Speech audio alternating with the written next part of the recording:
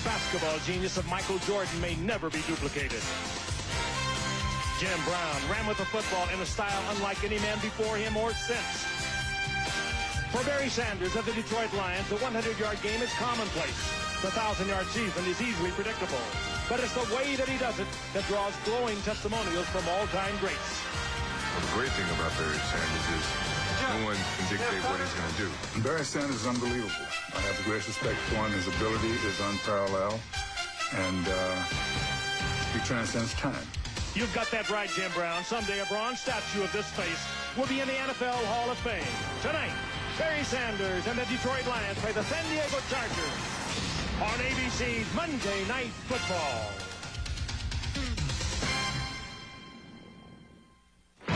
Stand by, San Diego.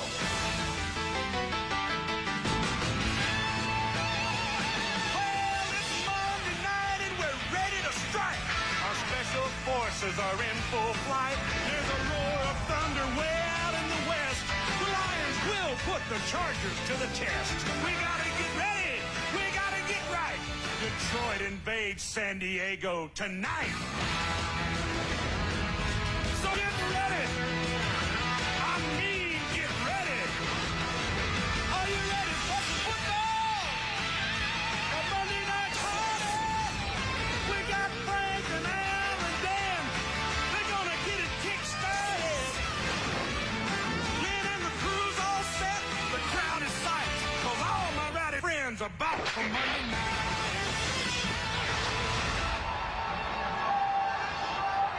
San Diego in Southern California on a Chamber of Commerce evening. The temperature 68 degrees, no wind, visibility unlimited. A perfect night for a football game in San Diego. Jack Murphy Stadium sold out tonight.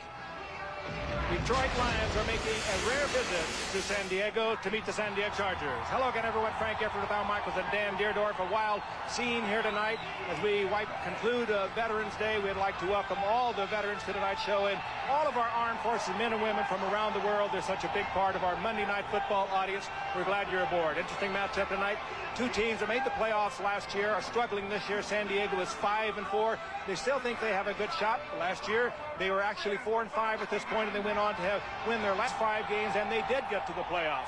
Meanwhile, the Detroit Lions are very similar. They were 4-5 a year ago, or rather 3-6 at this point, and they won their last 7 games to make the playoffs. So much optimism on the part of the Detroit Lions, and maybe part of that optimism, Al, is that they're getting healthy defensively, and they have one of the great players ever to play this game in running back Barry Sanders. And also they get their quarterback back tonight as well. Scott Mitchell, who missed last week's loss to Green Bay with a rib injury. But it's getting to be an old story in Detroit. Slow start, hot finish. Can they do it again?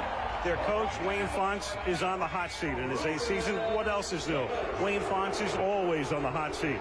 Wayne Fontes, if he has 9 lives, has already lived 7 or 8 of them. He is the National Football League's answer to Lazarus. Can he pull another escape act? It remains to be seen. If they lose tonight, you can just about write the Lions off as far as the playoff picture is concerned.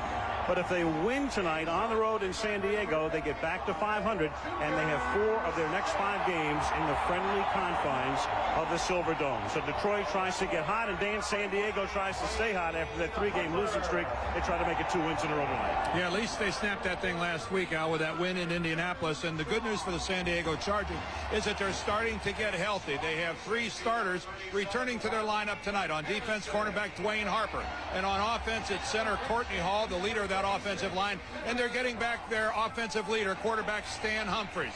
Stan dislocated his shoulder 3 weeks ago in our Monday night game against the Raiders. He will wear a harness tonight, but it's on his left shoulder, his non-throwing shoulder. They need all the help they can get offensively. They're just about the worst rushing team in the NFL. Defensively for the Chargers tonight, we have an absolutely dream matchup. We have the best middle linebacker in football, Junior Seau, who is going to shadow Barry Sanders everywhere he goes on the football field tonight. It just can't be any better than that. Right now down on the field, though, Lynn Swann has the coach of the Detroit Lions, Wayne Fontes. Thank you very much, Dan. Wayne, back in 1979, the Rams were 4-5. They went to the Super Bowl. They're the only team that had that record after 9 games to go there. Your team begins that challenge tonight. Emotionally, what do you tell them to get them prepared to accept it? What I told them right now is our time to make a charge. And then last year at this time we were 3-6. We won 7 games in a row. We prepared for this football game. It's going to be a great football game. We're finally getting healthy. We can not turn the ball over. Don't make those mistakes on defense. We have a chance. Physically, what do you have to do? Is it Barry Sanders that has to carry the load, the passing attack, or the defense? Without a doubt, we have to get the ball to Barry Sanders at least 20 times a night, 25 times maybe, and we have to go downfield to Herman Moore. We do those two things, we'll win this football game. Coach, thank you and good luck to you. Thank you, Lynn. Al? All right, thank you, Lynn. And again, as always, in a Detroit game, Barry Sanders, one of the keys as the pregame festivities conclude here with the coin toss on Veterans Day. Referee tonight is Dale Hamer, as we conclude another week of action in the National Football League, where AFC teams have had a great deal of success against NFC teams. In fact, in the only interconference matchup won by the NFC yesterday, with San Diego winning the toss here, Tampa Bay defeated Oakland in overtime. In every other matchup, the AFC team won. If Detroit against San Diego sounds odd in terms of a pairing, it is. These teams have gone the longest of any two teams in the National Football League without meeting. Until tonight, it's been 12 years. 1984, the last time that the Lions faced San Diego. It's only the 6th meeting in history between these two teams, and the home team has won every encounter. Detroit 3, San Diego 2. You had to look at Scott Mitchell, the quarterback that will return for Detroit tonight. He had a rib cartilage injury in practice week before last, and Dan, I know you've had it, I've had it. It is not a life-threatening thing, certainly, but it is one of the most painful things that you can have happen to, and it usually takes about 3 weeks to heal, and you kind of wonder if he can go out there and really throw the ball hard. And a normal occurrence for someone who has that muscle pull in the rib cage is to have it anesthetized, is to have a block. And as I understand it, Scott Mitchell is not having that done. He is going without a painkiller tonight. He's going to see how that works for him, and we'll have to monitor him closely the first couple times he really rears back to throw the ball. One hard throw, and Scott Mitchell could be out of the game. It's just that simple. Andre Coleman to run back the kick. Jason Hansen to boot it for Detroit. A vital game for both teams. The Lions trying to stay alive and get to 500. San Diego trying to go 2 up at 6-4.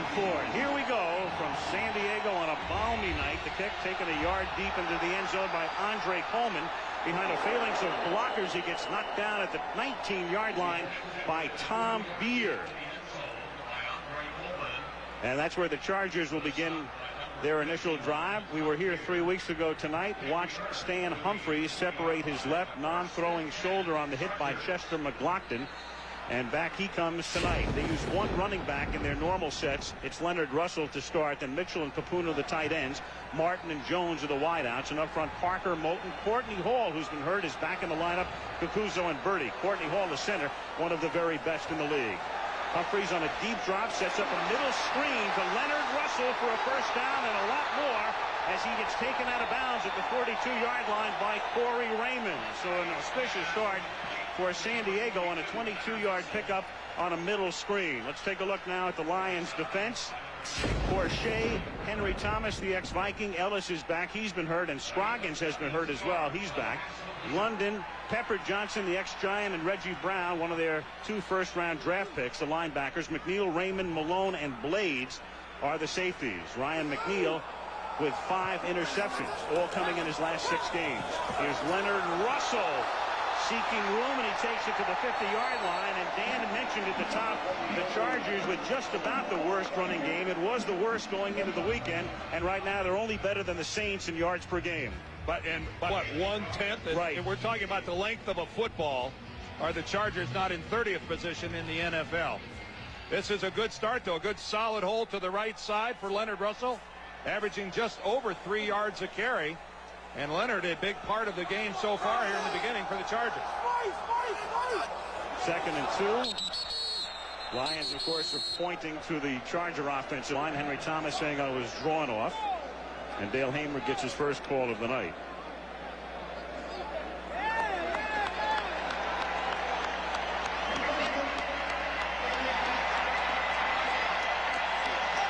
They were not drawn off. It'll be a first down, a 5-yard pickup to the 45-yard line of Detroit. Jim Eddy, the Lions defensive coordinator.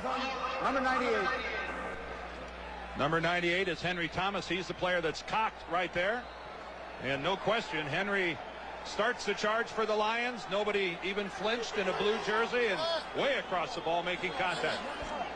From the 45, Humphries, a little swing pass to Leonard Russell, drops incomplete, and it will be 2nd and 10. Now, Russell did not give Humphries much of a target. He didn't belly that at all and give him some kind of an angle to which to deliver the ball. And there is Leonard Russell, who got off to a good start this season. One of the concerns with Russell is he will fumble the football on occasion.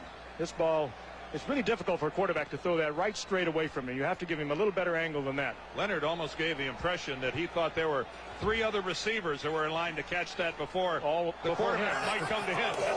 2nd and 10. This is Terrell Fletcher to the left side, and nothing there. He is stopped at the 45 by Corey Raymond. They started with Russell. They have Terrell Fletcher and a rookie by the name of Freddie Bradley, who's active tonight. And the Chargers have inactivated Aaron Hayden, who had been their number 2 running back. Well, Fletcher's coming back from a bad ankle, and they would like to see a lot of him. He was a 2nd-round draft pick a year ago. He's got a lot of agility and some good quickness, but he has been hampered by that ankle, and he is pretty much 100% now. That guy we glimpsed on the sideline, so that's Freddie Bradley. He will play tonight. They're hoping he creates some type of a spark for this running game. Lions almost jump again, but get back. It's 3rd and 10 off a long count by Humphries, who takes the play clock down to 2. And the pass is caught, but only for a 6-yard pickup, as Charlie Jones, the rookie from Fresno State, is stopped at the 39. So you're looking at, if they want to use Carney here, one of the best in the league, 56-yard field goal attempt. And instead they send in Darren Bennett to pooch punt it. Carney's career best is 54, so I think this is a wise choice, particularly off grass. Charlie Jones in a game played by Giants, a small man, hanging in there at 5'8", about 160. Darren Bennett lofting one to about the 19-yard line, and it's fair caught there by Glenn Milburn, and that's where the Lions begin their first drive. 2 minutes, 48 seconds into the game. No score.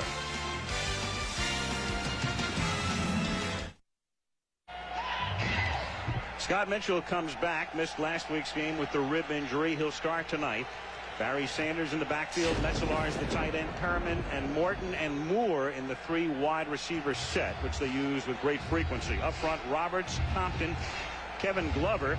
Jeff Harding's one of their number 1 draft choices. Gets the start out of Penn State, and Zephyrus Moss. So now Detroit from the 20-yard line, first down. 2:48 into the game, no score in San Diego. Mitchell to throw.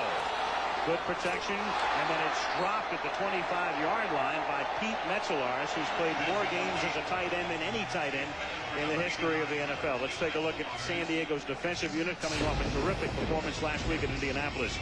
Mims, Perella now starting in place of Sean Lee, Reuben Davis, and Marco Coleman up front. The linebackers, Bush, Kurt Gouveia came over from Philadelphia, and the great Junior Seau.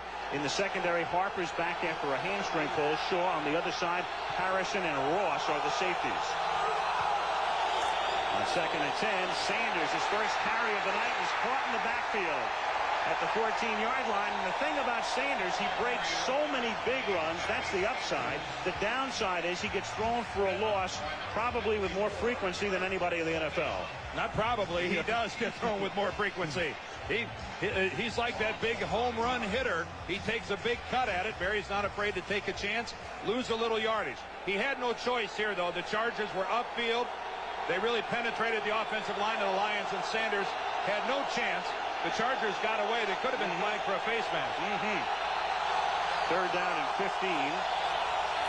And Mitchell throws. It's caught by the tight end Metzelaar, and Pete, who spent so many seasons at Buffalo, takes it up to 26-yard line, but short of the first down, and they're forced to punt 3 and out. Kevin Ross making the tackle. San Diego picking up where they left off with Indianapolis a week ago. They were very successful with the blitz. I talked to Dave Adolph, their defensive coordinator. He said, with Barry Sanders, we have to penetrate. I said, you're going to blitz a lot? He said, we have to penetrate. That means they are probably going to do a lot of blitzing. Mark Royals to punt it. Darian Gordon to bring it back. Gordon backpedals. Got a lot of room. Eagles at the 25. Gets a block. Turns the corner. Hurdles one man and gets taken down at the 38-yard line. A 13-yard run back, which is just about his career average after a 50-yard boot. Chuck Prefer, the special teams coach, for the San Diego Chargers. His offense will take over here with 10:49 to go in the opening quarter. Lions nothing, Chargers nothing.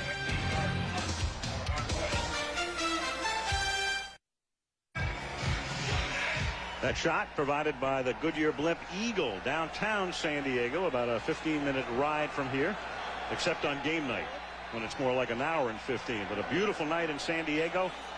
Early first quarter, no score. Chargers have it the second time. First down at their own 37-yard line. Four-man rush and a quick pass to Tony Martin, who's caught 10 touchdown passes this season.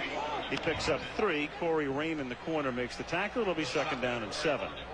Watching Stan Humphries, he's not inhibited at all in throwing the ball as we look at Tom Moore, the offensive coordinator with Scott Mitchell, but he said he's wearing that brace that holds it down, and he looked at me and he says, like you guys used to wear in the old days. It is. It is inhibiting, though. It's a brace, and it's a design from the 20s. They've not found a way to better that brace. It's still effective. Here's Terrell Fletcher, and Robert Forshea is able to slow him down, and then he is finished off by Tracy Scroggins. Great play by Forshea. And there's something else that's lasted since the 20s. Play the game in the other team's backfield, and you'll throw them for a loss. Right. And it'll be third and long as we get a word from Lynn Swann. Lynn? You know, I talked to Stan Humphries before the game about that brace you were talking about, and he said he's still getting used to it. He says it restricts him from lifting his left arm up, but the most restrictive thing is when he tries to throw back to his left and has to turn his entire body. I think that's why he's been floating him short and a little more to the right now. All right, we'll keep an eye on him, Lynn, on third down and 14 after the 7-yard loss. And it's caught up at the 49 by Charlie Jones, enough for a first down. A veteran move by a rookie who knew exactly where he had to be. They had to pick up 14, and he picks up 15, and a first down to the dismay of Wayne Fontes. Well, he's a real fine fourth-round draft pick, and he makes great cuts, and this will tell you something about how strong Stan Humphries' arm is. This is on a string, and he had to. With a deep out, you have really got to put something on it. And I think Fonte's dismay was directed towards Corey Raymond, his cornerback, wondering why he's giving a rookie that much cushion. Right. On a third and 14, they get 15 at the 49-yard line. Terrell Fletcher gets into Detroit territory, and a hard-earned 6 yards to the 45-yard line. Benny Blades cuts him down there. One thing that may well help the Chargers run game tonight, Courtney Hall, their veteran center, is back. He has missed about 3 weeks and with a very sore shoulder. A shoulder probably will require surgery, and a very bad knee, but he is in there at center. He is the quarterback of that offensive line. Second down and 4. Good look at Courtney. At the 46-yard line, Fletcher through the middle, and he's taken down there after a minimal pickup. It'll be third down and 3. Pepper Johnson makes the stop. Nasal strips won't do much good for those guys, will they? Third down 2 at the 44-yard line. And it's Fletcher again, slipping one tackle and then fighting his way for what he hopes is a first down. It's going to be very close at the 42. Ryan Stewart, the rookie from Georgia Tech, made the tackle. Van Malone, the other safety, they both got there late. They had to take the places of the defensive linemen and the linebackers who went in on the play. Fonte's upset that his 2 safeties are having to come up and make that hit. But boy, when they got there, they brought a load and they delivered it. Terrell Fletcher, an interesting story, a Bobby Beathard type of draft pick. They traded San Diego's #1 draft pick a year ago for Detroit's second-round draft pick. They drafted Terrell Fletcher. That's a Bobby Beathard pick. At the 41-yard line, he's seen a lot of action tonight. They have Russell back in the game. The fake to Russell. The pass is caught. That's a first down. Tony Martin with a 12-yard pickup. Tackled there by Ryan McNeil. So a good San Diego drive as the Chargers have moved it to the Detroit 30-yard line. No score. 6:45 to go in the period. And Frank, to take that a step further, the Detroit Lions then had 2 #1 draft choices this year, and they convert them both into starters. Reggie Brown at linebacker and Jeff Hardy at guard. Again, another big cushion by a Lion cornerback. This time it's Ryan McNeil on the far side. And their cornerbacks have struggled all year, and this is the place to attack them. On the 30-yard line, Humphries throws, and it's caught by Andre Coleman, who comes back to grab it at the 23-yard line. The coverage by Raymond, the offensive coordinator Ralph Friedgen in the middle, watching this drive start at the 38. And they're down to the 23 now, second down and a long 3. And one thing that Ralph Friedgen is aware of, and that's the fact that Corey Raymond, number 31 on this side, has missed the last couple of games with a knee injury. There's no favors in this league. He'll attack him. And neither cornerback has great speed, and they have got to lay off and respect the fly pattern, and that's what we've seen thus far. Second down and 3, and Russell gets taken down in the backfield, and his flag is down. Henry Thomas makes the big play, pending the call here by Dale Hamer. And it's against the Lions. Flag coming in late. Lane Fonts obviously chagrined on the sidelines. And this will make it a first down for San Diego after they march it off. Wayne does chagrined very well, doesn't he? Yes, he does.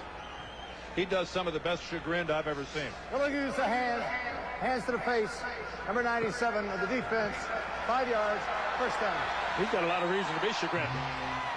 Well, Tracy Scroggins, again, has been out the last 5 games. It's going to take him a while. You don't miss 5 games in the middle of the season and come back and pick it up just like you left it off. That's not going to happen. Well, they've missed so many people. They lost to Stephen Boyd, the middle linebacker. Reggie Brown's coming back from time missed. Al mentioned Corey Raymond. They've been hurt defensively all season. What you can't do is feel your way. If you make a mistake, make it an aggressive mistake. Miscommunication on the snap as Hall snaps it, and Humphreys wasn't ready for it. And Shane Bonham comes in there and knocks him down in the backfield. I mentioned Courtney Hall's been out for 3 weeks with that shoulder, and he is accepting the blame right there. You can see him shaking his head. Now Courtney's doing chagrin.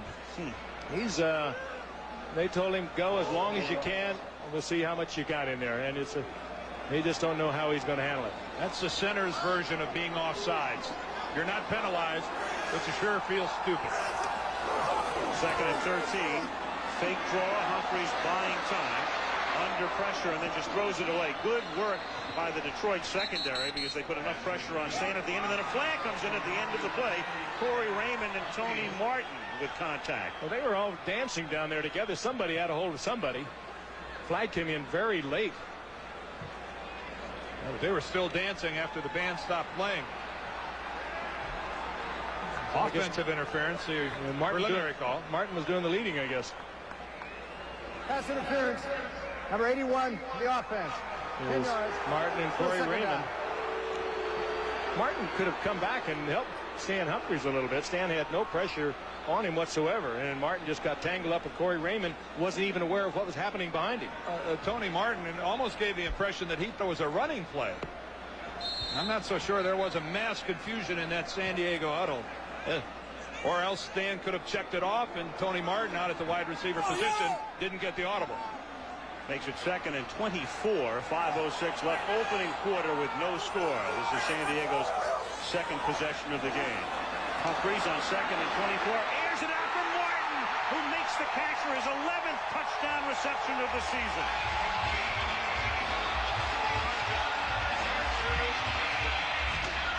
Oh, and what a shot by Stan Humphreys. Martin on a simple fly. He has great speed, and give him a lot of credit. Over the past few years, he has developed superb hands. Going against Ryan McNeil. Look at Martin with a little move to the outside. McNeil with a lot of respect to the outside move. We've already seen Humphreys go out there. Breaks it back to the middle. He's wide open, and again, Humphreys waited, got hit, and delivered a beautiful strike. That double move takes a lot of time, and Stan waited for it to open up. He took a big shot at the end, but that took some time. Initially, very good protection by the Chargers. Barney for the point after we put up the graphic that shows you that San Diego is the only team in the league to score in every game in the first quarter this season. They've done it again. 5 minutes to go in the period. Humphreys pays the price, but San Diego leads 7-0.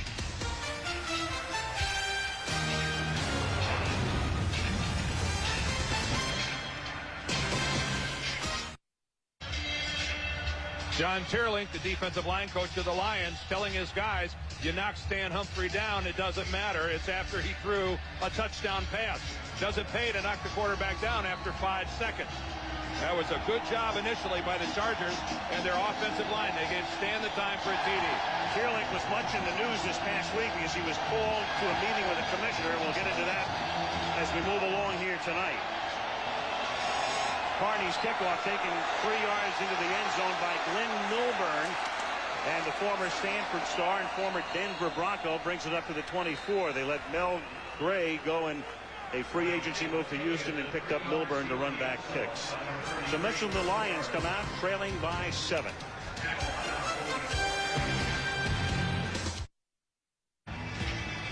San Diego Jack Murphy Stadium on a beautiful night. Capacity crowd looking on.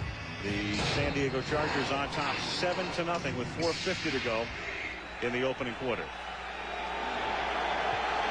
Scott Mitchell with Barry Sanders, the sole back in this set behind them on first down from the 20-yard line. We had a good look of Sanders and Seau together. And here's Sanders looking for room, finds some, and turns it into a 7-yard pickup. John Perella, number 97, making the tackle. Sanders last week 152 yards against Green Bay, a spectacular second quarter, but it was the first time in 7 weeks that Barry had gone into triple figures.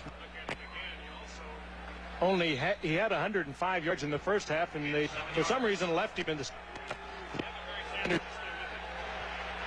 Barry's in pursuit of 11,000 yards. Probably go over that number tonight. Second down and 2.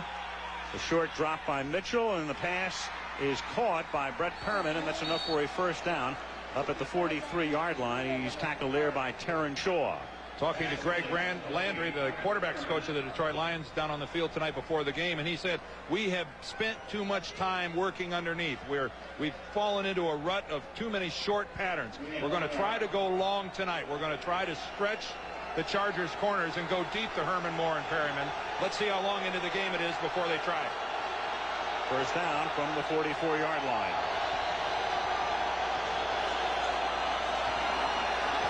Mitchell.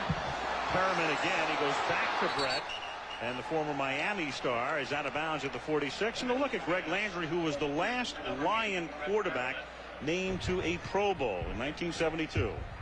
And as a coaching vacancy has opened up at the University of Illinois, where Greg has coached before, almost certainly his name will come into play. It just did. It just did. If it hadn't. It already has. The last quarterback in the Pro Bowl, Greg Landry. That's a long time ago, folks. 24 seasons. First down at the 45-yard line. Mitchell. And Mitchell guns one incomplete, intended for Johnny Morton. He's covered by Darian Gordon. It'll be second down and 10. Mitchell read blitz at the line of scrimmage, and San Diego got out of the blitz, and there was good coverage. Well, they took a shot. That's what we were talking about that Landry said they wanted to do. They go to the slot receiver. Darian Gordon, though, up to the coverage.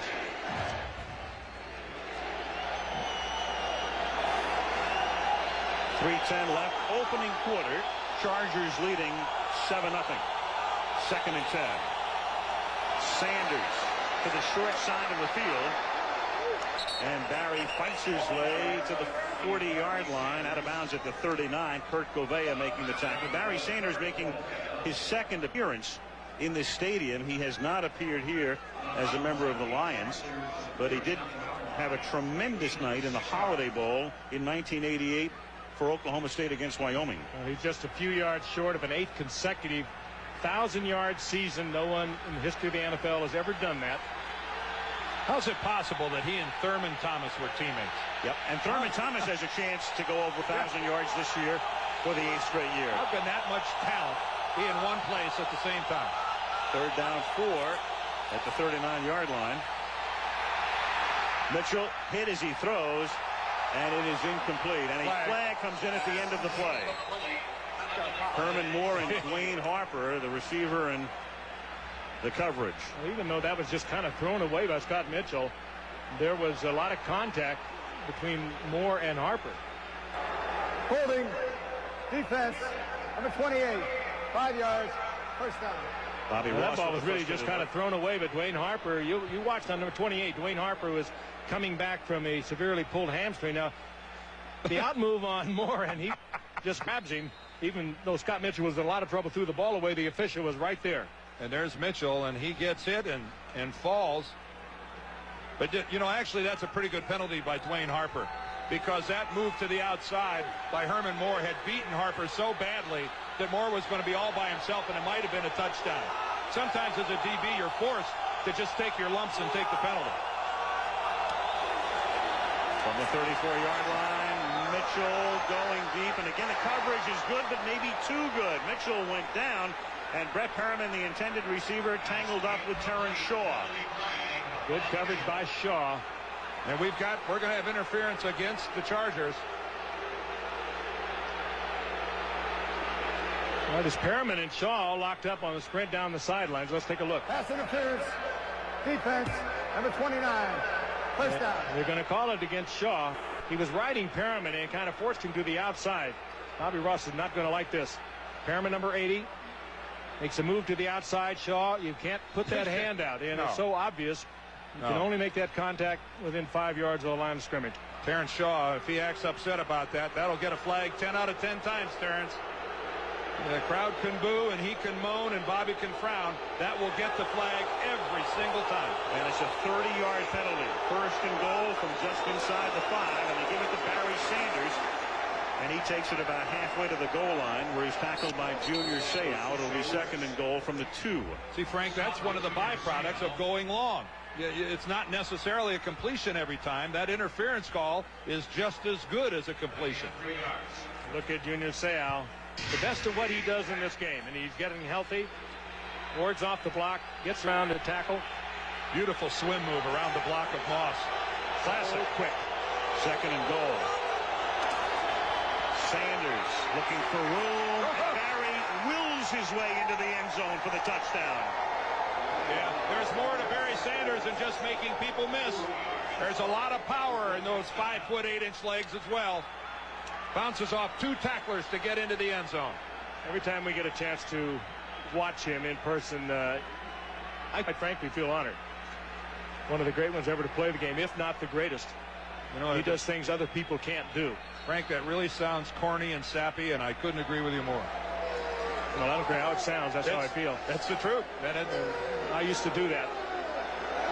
Not even close to that. Jason Hanson for the point after with Mark Royals to hold. Chargers get back on side. And Hanson knocks it. So Barry Sanders takes it in from the 2. A minute 47 to go in the opening period. Detroit 7, San Diego 7.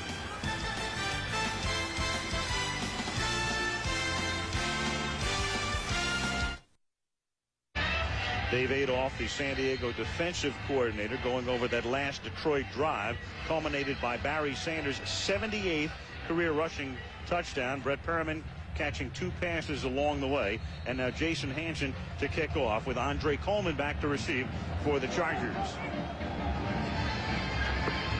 Sanders now 10th all-time in rushing touchdowns with 78. That's the category headed now by Marcus Allen and Walter Payton at 110. And Coleman, the most dangerous return man in the NFL. 3rd year in the league. He's already run back 4 kickoffs for touchdowns, but you won't see a 5th year as he's knocked down inside the 20 by Keith Washington. Meanwhile, Stan Humphries coming back from a dislocated shoulder. And Humphries sharp early tonight.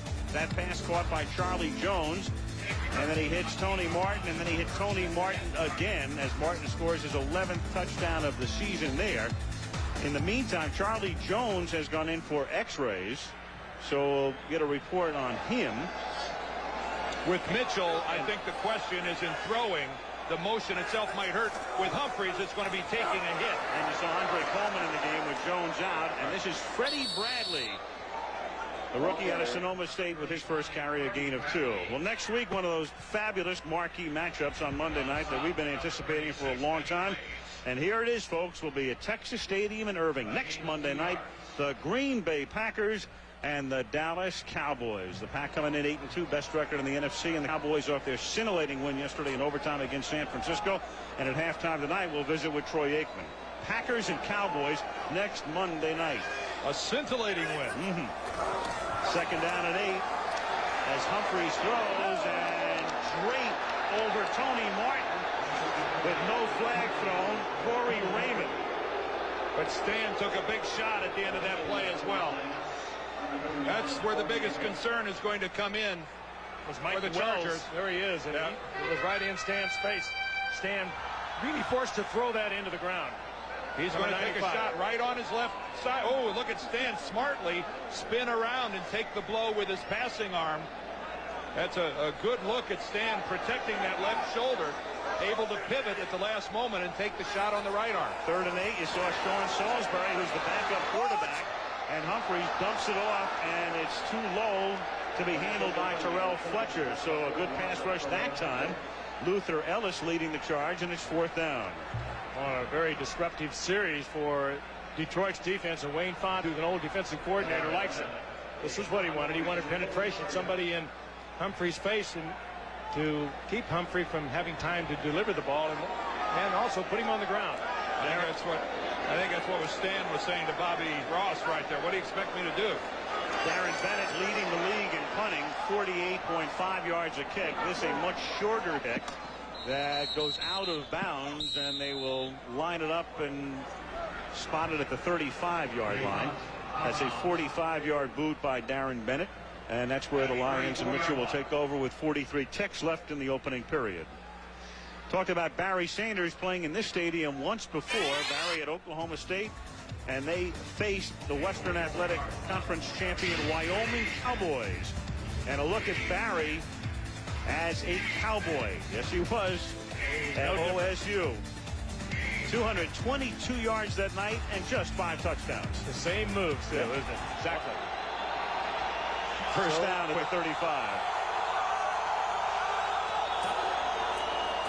Fake to Sanders, and that buys time, and then the pass, though, is errant, and the receiver, Johnny Morton, gets knocked down, and that precipitates a flag. Rodney Harrison came over and delivered the shot. Again, the NFL is protecting the wide receivers in a ball that is not in play and not catchable. Dan, you that was so blatant. I mean, you just can't drop it. Official and uncalled for. Take a look at this. The pass from Scott Mitchell, well overthrown. Number 37 for the defense, hitting the defender after the ball was overthrown.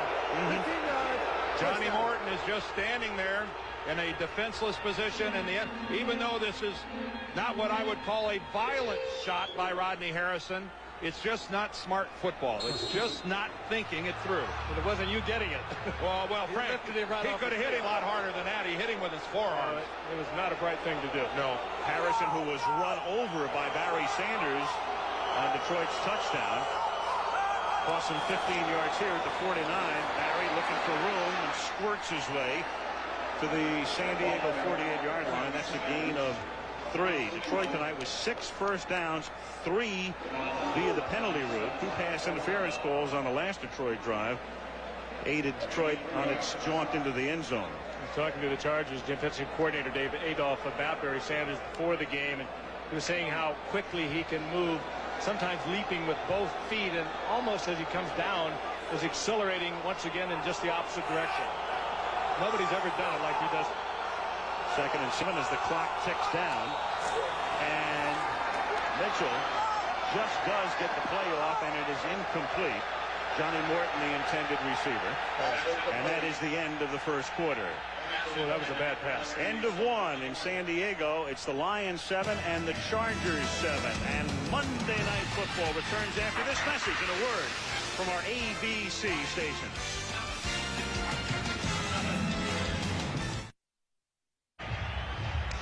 Back in San Diego, we start the second quarter. Al Michaels with Frank Ifford, Dan Dierdorf, and Lynn Swan. The game tied 7-7. And it is 3rd down and 7 for the Lions at the San Diego 47-yard line. Junior Seau in a down position and now gets up again, showing blitz.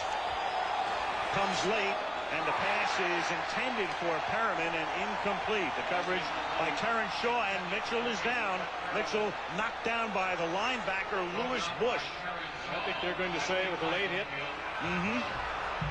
Defense, personal foul, roughing the pass. And Magic, Don Mikowski, begins to heat up. Again, keep in mind he's playing with very sore ribs, rib cage injury about 10 days ago. And if you've ever had your ribs damaged, you know how painful it can be, and you can see it in the movement of Scott Mitchell. It's a short drop. It wasn't the initial hit by Lou Bush. It's him spinning and throwing Scott Mitchell when he knew fully well he didn't have the football. Again, I don't know how anyone could execute a move like that and not think that he's going to draw a flag for doing so. Talk about doing it for all the world to see. First down at the 33. That's already 5 penalties against San Diego, and an inside end around to Brett Perryman, who takes it to the 20-yard line.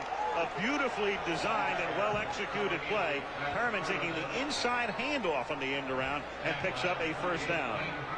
Well, when you have Barry Sanders play action fake on the left side and you have an inside handoff coming back to the right side, Barry Sanders is going to draw a lot of people. There goes Barry, and here comes Perryman.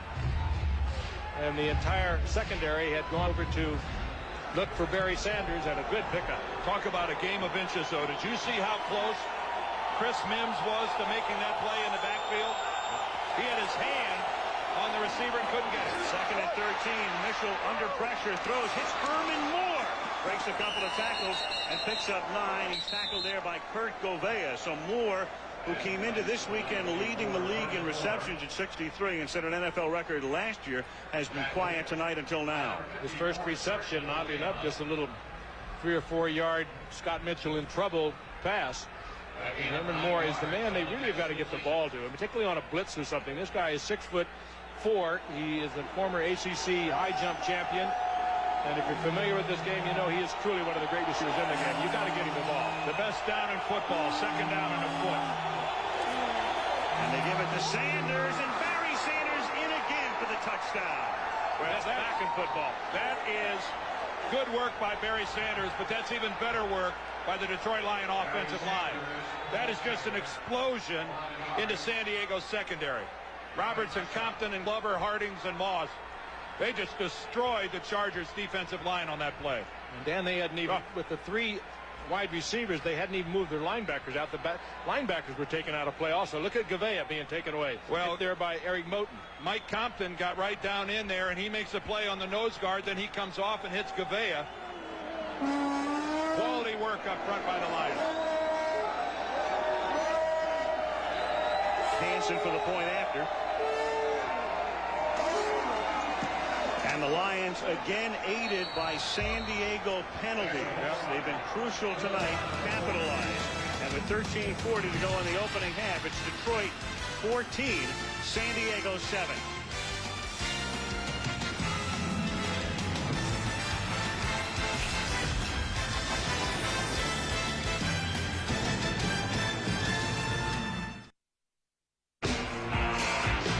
Charger defensive unit. They've been shredded on the last 2 drives. Detroit on top 14-7. Tom Moore with a well-conceived drive. I love that end around, and that set up a Barry Sanders touchdown. He's been into the end zone twice tonight. 79 rushing touchdowns in his illustrious career.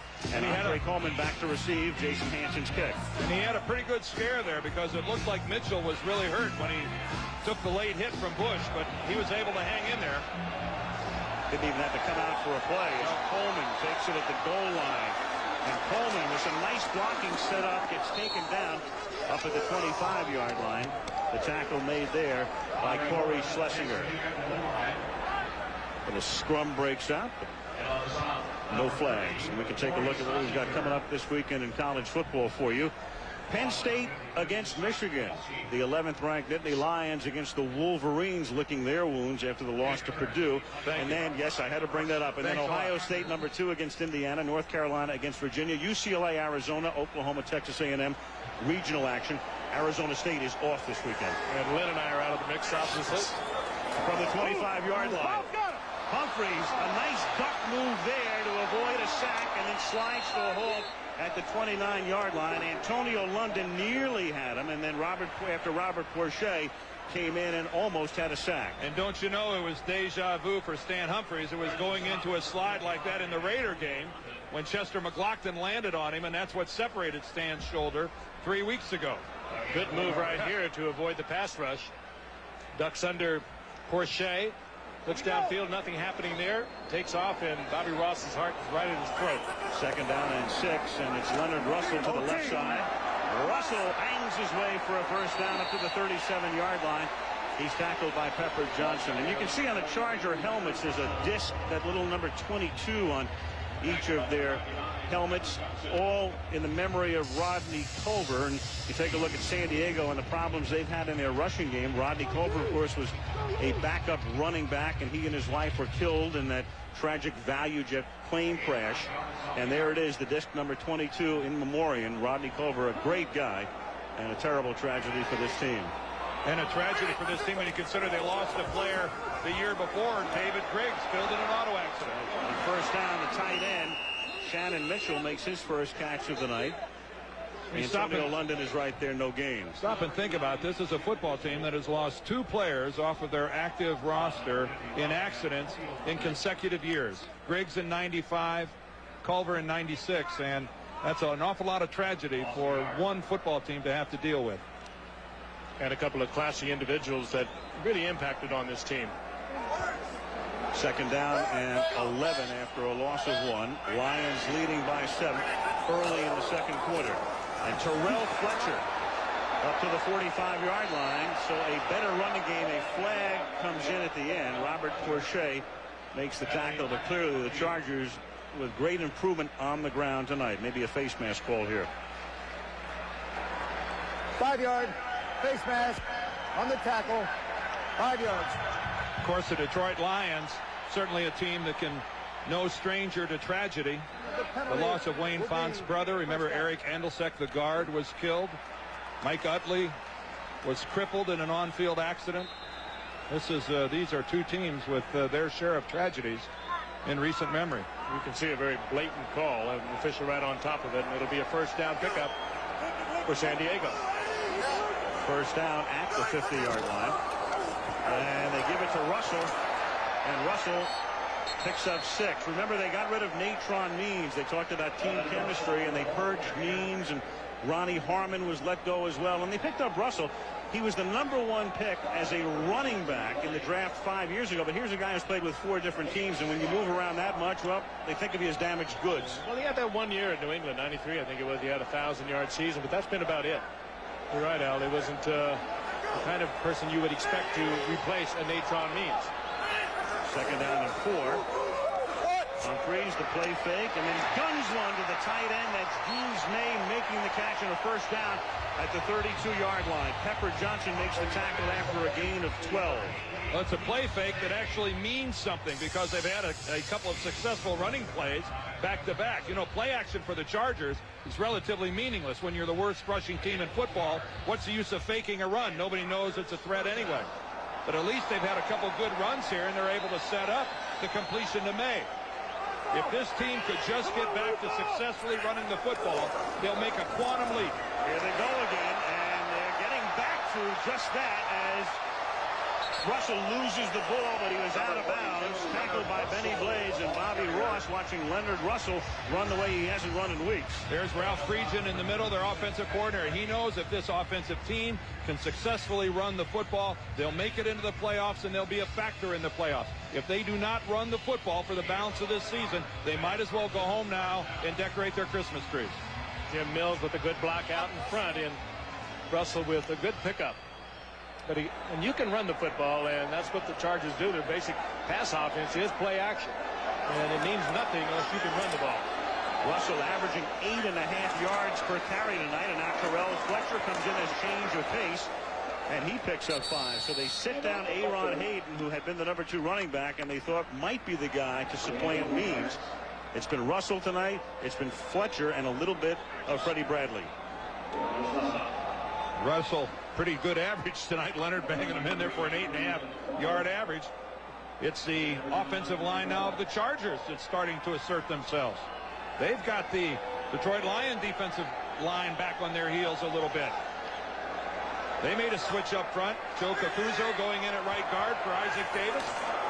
There's Cacuzo on the pull. 2nd and 6, and here's Fletcher. And he takes the ball to the 15, setting up the 3rd and 3. Pepper Johnson making the tackle. One other player that the Chargers got back for tonight's game was their tight end, or their H-back, Alfred Pupuno, and he's a good receiver down inside into the red zone. And he has been in and out of the lineup with a pulled groin muscle, but he is healthy tonight. And he is also a good addition to this offense. a good addition to their run game. I want to see Alfred catch a touchdown pass tonight. He does that where he twists the coconut or whatever. Alfred from Tonga. Shakes a Mai Tai, I think, is what he's doing. Oh, you think that's what he's... Could be. San Diego. That's why I hope he gets in, too. I think you're full of it. That's what I think. 3rd down and 4 with 8:43 to go in the opening half. Detroit by 7.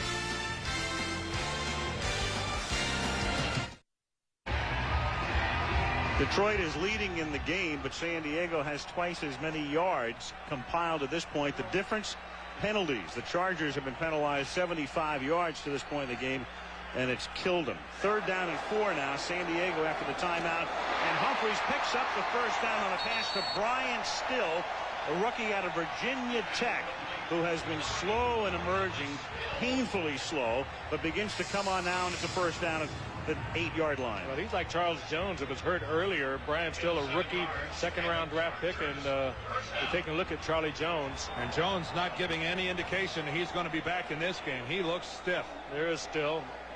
2nd-round draft choice this year, and Al said painfully slow. And another look at Charlie Jones. He's hurting. 1st and goal, and they give it to Russell, and he gets taken down after a gain of 1 by Robert Porcher. By the way, they reported on Jones, who you saw walking off, and there he is again. They took x-rays. They were negative. His return, they say, is questionable, and I would say right now it is almost impossible. It would Pretty good question mark on that look. have to be a miraculous comeback. Man, obviously in a great deal of pain. Again, if the Chargers are to run the football and make a statement about running, what a great place to do it right here inside the 10. 12th play of the drive, 2nd and goal. Russell is the eye back. Russell swings to the outside and cuts it back and can only take it to the 6. Porcher makes the tackle. A look of frustration on Ross's face. 3rd and goal with 7:20 to go in the half. Not a very effective statement, and No. out comes a couple of extra wide receivers, and they're obviously going to put it in the air. Well, this whole defensive scheme of Detroit is based on penetration of that front 4, getting upfield, getting into the blocking lanes, tripping people up, making them avert their courses. That's exactly what Robert Porcher did that time. He was so far upfield, he destroyed the play all by himself. Stan wants to think it over, and the Chargers are going to take a timeout. San Diego taking a timeout.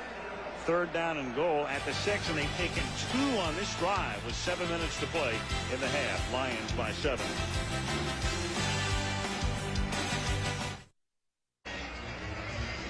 The Lions stiffening on San Diego's 2 running plays after a 1st and goal is now a 3rd and goal. The Chargers have not scored a rushing touchdown in their last 7 games. And they don't figure to rush this one in either. It's 3rd down in a passing situation. They fake the give, and then Humphries gets taken down. A great play by Robert Porcher. Got just enough of him to knock him down for the sack and set up a field goal attempt. Again, as I just said, it's all based on an upfield explosion and create chaos. This time they're trying to finesse Porcher. They're going to try to block him, kick block him with the opposite guard. And this is a dead duck play from the beginning. But Dan, I don't quite understand the play action fake. I mean, that just took time. You got rid of a blocker with the fake, and they left Porcher all by himself. And they tried to roll right around him. They're going to try to bring the guard all the way across the formation and block him. That's not going to work. 29-yard attempt by Carney, and they settle for 3. And that is the right word to use as that drive fizzles. Not only did they have to settle for 3, and Humphries gingerly walks along the sideline, they had to burn 2 timeouts. 14-10 Lions.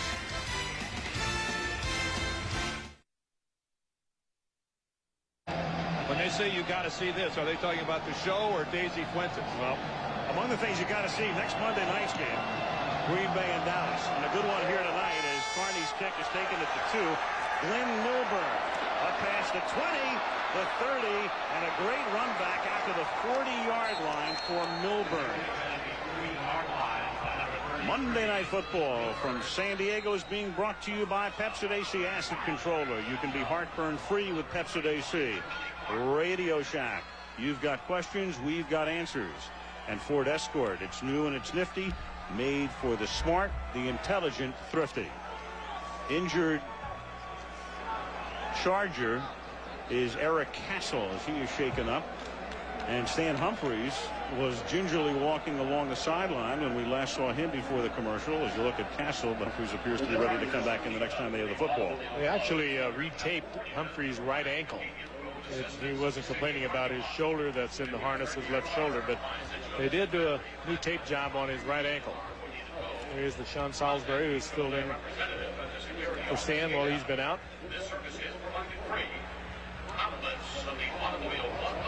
And again, the importance of this game magnified is you look at Stan's numbers on the night. Detroit, again, digging themselves a hole. The hole right now, 4 wins, 5 losses, and 3 straight defeats. And San Diego had gotten off to a decent start at 4-2, but then they dropped 3 in a row and came back and beat Indianapolis on the road as Bobby Ross tries to do what he did last year, guide his team into the playoffs. As Wayne Fontes is trying to do it. They actually came in at 3-6 and then won the last 7 games and got into the playoffs. These two teams in some respects have an awful lot of similarities, and their ability to put together a real rush in November and December. Not to the extreme, though, in San Diego that it is in Detroit. Wayne Fontes' December record is extraordinary. And two coaches who are always, well, in Fontes' case, seemingly on the hot seat. In Ross's case, rumors for a couple of years swirling around Bobby that he wants to return to the coaching ranks. We talked about it last night with him. Right, the college ranks. They talked about him going back to Georgia Tech. Now they're talking about him in regard to Kentucky. But he denies that, and he said, hey, look, I'm going to finish out my deal here. And that runs through 1999. Meanwhile, this weekend, teams with the poorer records beating teams with the better records, and you can see it happened in 8 different games. And if Detroit wins tonight, it would be a 9th this weekend. You know, I had the honor this weekend of watching football yesterday, Al and Dan, with Pete Rozelle, who has retired and lives up in Rancho Santa Fe. And it must have been interesting for him to look at what he created over the 30 years as commissioner. And I know he'd never say it, but he was the architect of a great sports institution, the NFL. And it was a great day and a great opportunity for me to spend some time with him. And he really enjoys his football. Yeah, we think a lot about Pete. He was a wonderful man. And there is Bobby Beathard. And Eric Castle, you know, this is moving into an area now where normally a guy is up and moving by now, and now he's finally into a sitting position. And boy, that's a good sign. Rubbing the back of his neck. He was moving his legs and everything, so that wasn't a concern. But you're right, Frank. All of us wish Pete nothing but the best. He's the... I really enjoyed you ever give him enough credit for what happened in this one. He watched about 5 different games. He has an entertainment center, and he was looking over here very well aware of what was going on in every game, and he was laughing and chuckling about it. But I know he has to feel a great sense of pride of what he did for this great game. So Eric Castle comes off the field with 6:17 remaining in the opening half in San Diego. The Lions on top 14-10. Again, these two teams have not met in 12 years.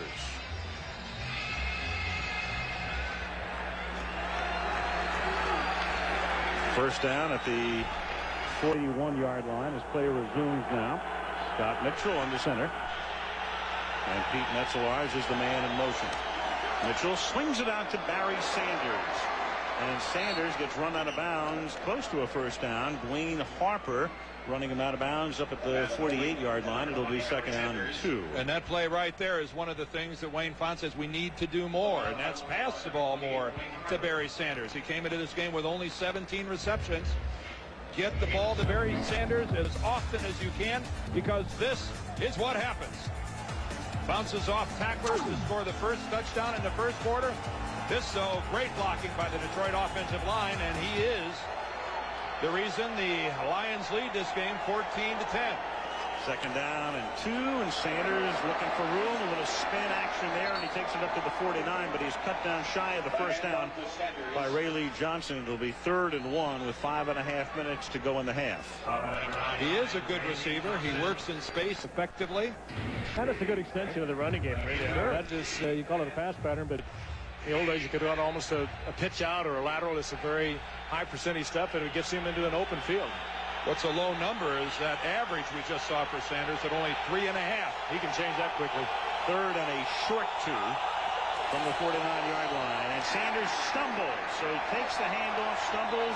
Junior Seau with the mini celebration because San Diego will get the ball back. Loss of the yard of 4th down. Well, San Diego just smothered this play. I got the feeling even if he wouldn't have slipped, he wasn't going to get much of anything. Chargers clogged that baby up pretty well. Mark Royals to punt it. Darian Gordon back to receive it. Calls for a fair catch at the 15, and that's where San Diego will begin its next drive. 4 minutes, 38 seconds remaining in the opening half. Sanders shaking his head, unable to get footing on the play, but the Lions still on top 14-10. So, Frank, what did you do this weekend? Oh, you want to know? Yeah. I had one of the greatest times I've ever had in my life. I had an opportunity to go up in the FA-18, kind of a salute to Veterans Day, and I was at the Miramar Naval Air Station, and they rolled out the red carpet, if you will. That's me in the back, by the way, guys. I hope. I had a little counseling. I had my G-suit on. It's an FA-18. I told Kathy it was a Bobcat. It is a Hornet. I was wrong. Somebody gave me the wrong information. But I'll tell you guys, Dan, you're a pilot, and I know you'd have loved to do this. That's me back there, by the way. Sorry, Stan. As Humphreys throws, and it's caught by Terrell Fletcher on a backside screen. And Fletcher gets taken down after a gain of 13 and the first down up at the 28-yard line. Reggie Brown. My pilot was Lieutenant Commander Scott Ryder, and with us tonight here as host Alex Spanos, the owner of the Charge. He had about 700 servicemen to celebrate Veterans Day, and but I was so happy. They treated me royally, and very proud of the people in our military, as I said at the top of the show, all around the world, and they're big Monday Night Football fans. We hear from them, and we're glad you're with us, guys, every Monday night. You went on a bombing run all the way over in Arizona. Simulated bombing run, strafing run, a dogfight. Meanwhile, Coleman drops it as he takes the handoff from Russell on an ill-conceived and terribly executed play. Ends back at the 21-yard line, a loss of 7. Other than that, no major problems with that play. Other than that, it was perfect. Ill-conceived and terribly executed. Well, quite in contrast to the way the Lions ran their end around on their last drive. I hope your flight went better than this, Frank. And I'm very thankful. I even had a simulated ejection. They were going to invite you, Dan, but it doesn't handle. Stop it, Frank. What kind of wide body? Dan and I have home video of Dan and I in seats 4A and B on an American M80. Well, a couple more plays like that, and Ralph Friedgen might eject from the press box. 2nd and 17, and he may eject right there because it's in Papuno's hands, and he drops it. 3rd down. And we just talked about Papuno. Ordinarily, a sure-handed receiver, a good receiver. We're thrilled to have him back. Well, that was well conceived, but poorly executed. So at least they got rid of the ill-conceived. Now we just have back-to-back poorly executed. No more Quinellas. Now if we can just, and this is not where you want to go for the trifecta. Oh, sometimes the tough ones are when they're right in your hands. Reggie Brown, the rookie, was locked up on Papuno, and he's way in the trailing position. 3rd and 17. They have to get to the 38 to convert, and Humphreys guns it deep enough. That's dropped at the 45 by Andre Coleman. Another well-conceived but poorly executed. Well, that's some series for the Chargers. I'll tell you, 2 of them that should have been caught. Papuno should have certainly had his, and that one, you've got to catch that one. Stan can't put that ball in a better position. He didn't even smoke it. He just had a nice soft touch on it. Coleman was wide open. Down 14-10. Those are the types of plays that just have to make. Darren Bennett to punt it. Lynn Milburn gets pinned near the sideline at the 34. A little slip move there, looking for room, and gets forced out of bounds after a 5-yard run back up to the 41-yard line. 2 minutes and 57 seconds remaining in the opening half. The Lions on top by a score of 14-10. That's the Goodyear Blimp Eagles soaring high above San Diego Jack Murphy Stadium on what has been a spectacular weekend. And I can get you guys to ride on this. On the Goodyear Blimp? Oh, yeah. I've flown the Blimp. You know, it's almost as fast as that jet you went up in, too, Frank. It's a lot of similarities. Great in a dogfight. There's a guy who's great in the dogfight right there. Junior Seau in the defensive unit. First down, Detroit at the 41-yard line. Inside give. That's Johnny Morton on a similar play that worked for 13 before, and this time it works for 17 and a first down. Well conceived, well executed. Yes, that was the Quinella. That was both. Once again, Barry Sanders will attract a crowd. Just a little play-action fake to Barry Sanders over the left side, and he attracts everybody. Well, give Mike Compton, the left guard, credit. He got out of there and tied up Chris Mims enough at the defensive end position that allowed the Lions to break, contain, and get to the outside. There he is, hiding behind that shield. Watch at the top of your screen. He's going to get right there and tie up Mims. Rayleigh Johnson, rather, number 99, the defensive end of that side, not Mims. Rayleigh Johnson. Here's Sanders, finds a hole, exploits it. What else is new? Inside the 35. First down, dragged down at the 31 off a Johnny Morton block with 2:27 to go to the half. Good look that time at Sanders' strength. He is about 5'8", goes about 203, 204 pounds, but he has enormous strength. Has a low center of gravity, just pull away from tacklers. First down. You know, built You're in a out of similar the fashion. superlatives. Well, built in a similar fashion to Emmitt Smith, that very low center of gravity, the enormous thighs, the powerful legs. 10 That's carries. Tough to bring down. This is his 11th carry of the night. He's gained 37 yards to this point and tacks on about 4 more as we tick down to the 2-minute warning. When play resumes, it'll be 2nd down and 6 at the 27. Terrence Shaw makes the tackle. The 2-minute warning comes with officially $1:59 to play in the half, with Detroit leading San Diego 14-10.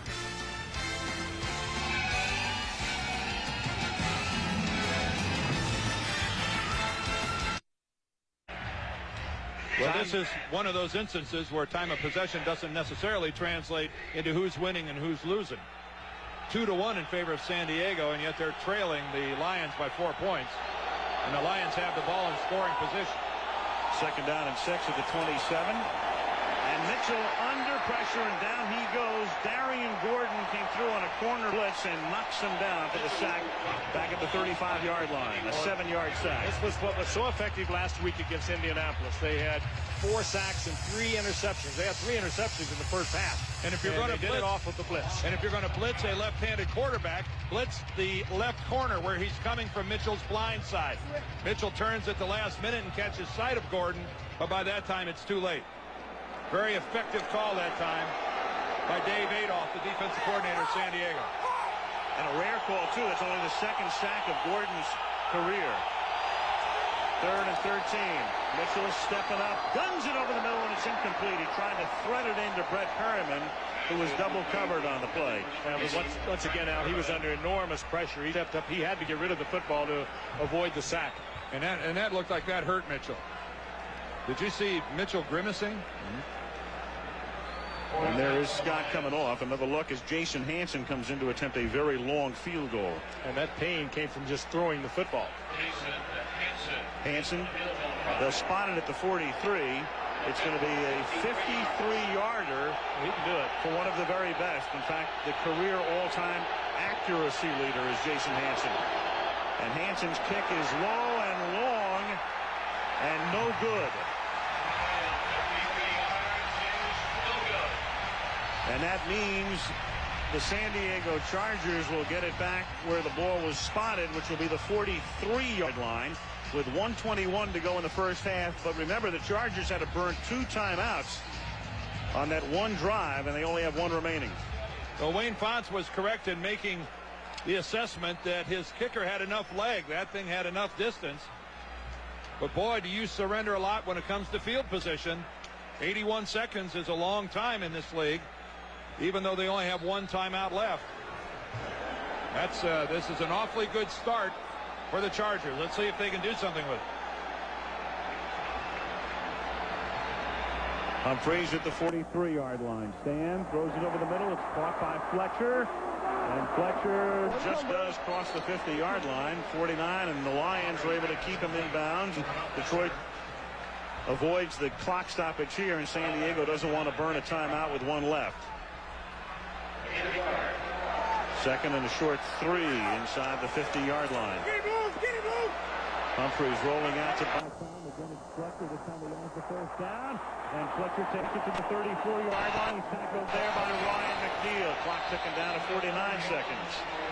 And San Diego will use that last time out. The final one.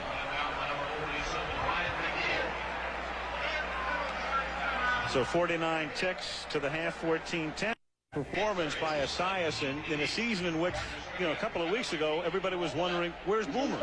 He's been on the bench for the last 6 weeks. That's where Boomer has been. What a way to come off.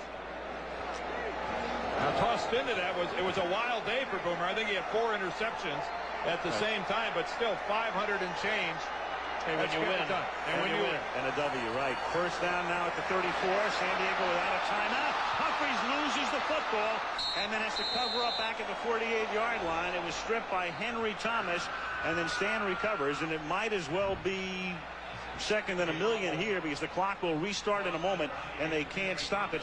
An 18-yard loss.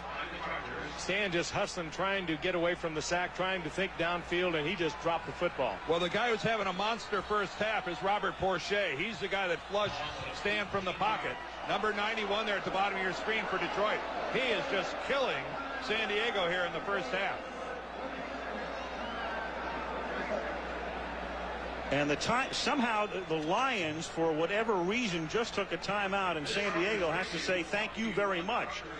The Chargers did not have a TO, and for some reason that escapes me, in 32 seconds remaining, the clock had stopped initially after the loss, but then it gets wound again when the ball is ready for play. And for some reason, the Lions have stopped the clock. Well, they have two more, Al. They may be trying to force the Lions into Chargers in some kind of an error. 37 seconds. And force him into a punt position. But even if they force him into a punting situation, you're looking at Detroit getting possession probably inside their own 20-yard line with no timeouts remaining. I don't know that's really a very desirable thing. I think Detroit right now would be more than happy to take the lead to the locker room. Second down and 28.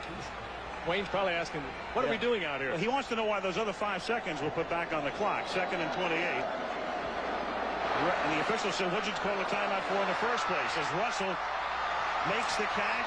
Russell can't come close to getting out of bounds. The clock keeps ticking. The play is dead at the 43-yard line. Humphries tries to get him lined up, looking up at the clock, which he can't stop, except by spiking it. If he's going to spike it, to take it forever to run this play. And now there's a whistle and a flag. But if he spikes it, Al, it's third down. If he spikes it, he's going to put himself into a 4th and 17 situation where if he throws an incompletion, it's going to be the Lions ball in good field position. He was in no man's land here, and in the meantime, the clock stops because 2 flags were thrown. Back to that ill-conceived thing again. Yes. One thing, ill-conceived strategy. Corey Raymond was limping noticeably for Detroit. He was calling for help on that last play when he thought they were going to run a pass pattern against him. Why does it always seem so simple up here? You know, we seem to understand everything perfectly. I don't know why they struggle with it.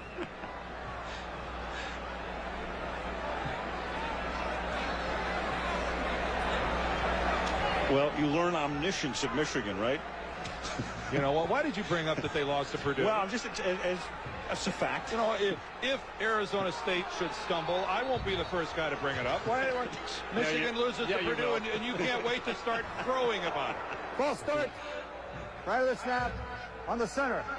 A foul by the offense in the last 2 minutes, which stops the clock, necessitates a 2-minute runoff. 10 Please seconds. set the clock at 2 seconds. Yeah, 10 second. He meant a 10-second runoff. So now they're down to 2 seconds in one play. Dale meant well. That was well conceived, but poorly executed. Yes, the elocution left a little to be desired, but apart from that, we get it.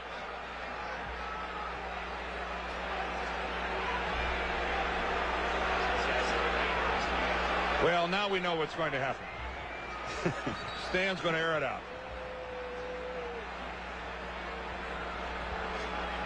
Well, the last time we had the Lions was in the playoff game when Philadelphia aired one out at the end of the first half in that playoff game last year and scored. And, of course, they can't end on a defensive foul. Detroit has Herman Moore in the game as a defensive back, so he can leap and try to break up the Hail Mary, and he's down in that area, and somehow Coleman made the catch. And there's a flag down at the 7-yard line. There's a penalty marker at the 7. In the meantime, the place goes bonkers, but let's wait for the call. Detroit had Herman Moore playing defensive back. He's a former high jumper. He'll stand now. That's offensive. On the defense.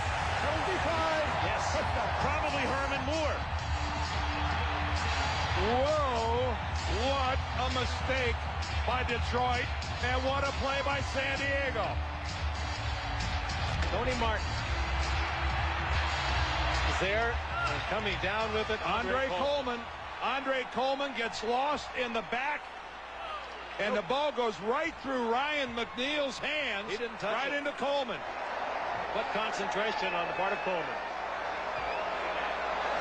First touchdown reception of Coleman's career, and what a moment.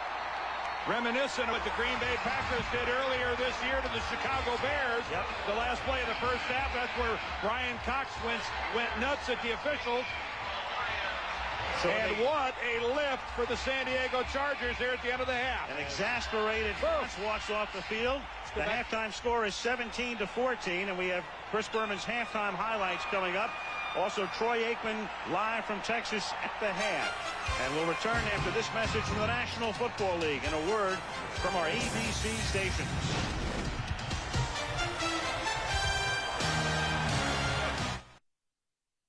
Wow, the end of the half kind of consistent with what a wacky Week 11 we had. And it certainly was snake eyes for the first place teams because 5 of the 8 of them lost. Green Bay, San Francisco, Washington, Philadelphia, and Pittsburgh.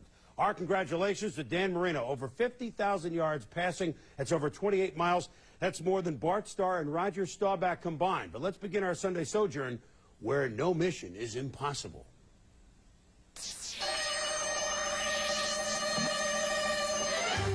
The Eagles have more than smoke and mirrors, but where there's smoke, there's fire. Buffalo's Gabe Northern lights up Tommy Hutton's punt. It's the trifecta, the block, the recovery, and the touchdown. 7-7 early. Now it's 24-17, Bills late. Bruce Smith from the blind side. Bam! Ty Detmer is down. The Bills and Eagles both are 7-3. 8-1 Packers at the 6-3 Chiefs. Let's take it one play at a time. Let's play Kansas City Chiefs football. Kansas City Chiefs football means swarm the passer, 4 sacks. Derek Thomas meet Brett Favre. I thought I saw Greg Hill last night. 3 touchdowns against football's #1 defense. 5 TDs for him in 2 weeks. 27-20, Kansas City. We was underdogs at home. Holyfield was the underdogs. They say he couldn't do it. See what happened? Never underestimate a man, because every dog got their day. Pittsburgh at Cincinnati. The Bengals running game is woken up by Eric sleeping with Bieniemy. The former Charger bolts his way through the Steelers. The Bengals' longest run from scrimmage this year, 33 yards. Bruce Coslet 3-0, 34-24 Bengals. And now, the heavyweight bout, Dallas at San Francisco. The 49ers came out smoking like California's Proposition 215. Steve Young, too. Who was that guy? Ihani Uwezuke. 10-0 Niners. But Young got hurt again, hit by linebacker Jim Schwantz. Out with another concussion. 3 minutes left, down 17-10. Dallas's Troy Aikman lofts it over linebacker Lee Woodall into the hands of his tight end Eric Bjornson. On to overtime. Chris Boniel's field goal wins it. The champs are back, 20-17. We won it. There's no one thought we could do it. For us, we believe we could do it. We did it. Dallas is 6-4. Troy Aikman, a hero again. Take a deep breath, Troy. No problem. I will talk to Dallas's quarterback when we return. 17-14, lightning bolts over the Lions at the half. Some notes. The Green Bay Packers, who've been having all sorts of troubles keeping their wide receivers healthy, have now lost their all-pro tight end Mark Chmura 4 to 6 weeks. He tore his left arch. A tale of 2 quarterbacks yesterday, certainly. Steve Young almost certain now to miss next week's San Francisco game against the Baltimore Ravens. Troy Aikman, Al Michaels, we go back to you, almost certain to smile during this interview. No question about it after yesterday's victory, and what a win. I mean, Troy has to think back to what had taken place the week before against Philadelphia, throws that interception toward the end of the game, but then gets it back on the interception by Fred Strickland as Troy Aikman now joins us. And Troy, you then throw the touchdown pass to Bjornson. You win the game. How would you crystallize the emotional swings you went through over the last few minutes of yesterday's game? Well, obviously, we got down in there with a chance to tie the game, and then the interception occurred, and I was just hopeful that our defense would be able to stop them. I didn't realize we'd be able to get the turnover like we did and get the field position back, but like you mentioned, fortunately, Fred was able to come up with the interception, and we made the plays we had to make to win the game late. Troy, I thought it was a very poignant moment yesterday because reams of copy have been written about your relationship with Barry Switzer, and as the game ended, clearly along the sidelines, Barry Switzer sought you out at the end of the game. There was an embrace, and then Barry had several words for you. What did he tell you at that point? Well, I won't go into what was discussed, but it was a big game for Barry. It was a big game for our football team, and I know that since Barry started head coach as this football team, we had not done real well against San Francisco. We were 0-3, and so this was a big ball game for him. It was a big game for our football team, and I think it was a relief for him to finally get over that hurdle. Do you see yesterday's game as a season saver for the Dallas Cowboys? Well, it was a good start. It was a game that we certainly felt like we needed to win, but it was only a big win if we go on to take care of business this week and throughout the rest of the year. We started the season off 1-3, and so every game we play this year from here on out is going to be a big game, and we've still got our backs against the wall, and it's important for us to come out and win throughout the rest of the season if we hope to go into the playoffs like we hope to. Troy, a monster game, of course, coming up on Monday Night Football next week. Cowboys against the Packers. Now, the Cowboys have beaten the Packers 6 times in the last 3 years, counting postseason play. Why do you guys have Green Bay's number to that extent? Yeah, I really don't know. They're an outstanding football team. They're a very well-coached football team, and it just so happens in the matchups that we've had here in recent years, we've played our best ball games against them. They're an outstanding defensive football team, yet we've been able to move the football and put points on the board. We know that it's going to be a battle. It's going to be a very tough football game. I know that they're frustrated. They're disappointed in the way the championship game went last year, and we know that we're going to have to play extremely well once again if we're going to have a chance to win. Troy, thanks for your time. See you next Monday.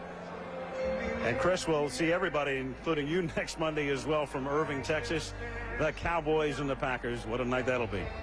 Wow, you don't think anybody's really interested in that game, do you? The Packers at the Cowboys. Well, Monday Night Football is now on the World Wide Web. How about .? Here's our .com address. Monday night at the Murph continues. The Chargers lead the Lions 17-14.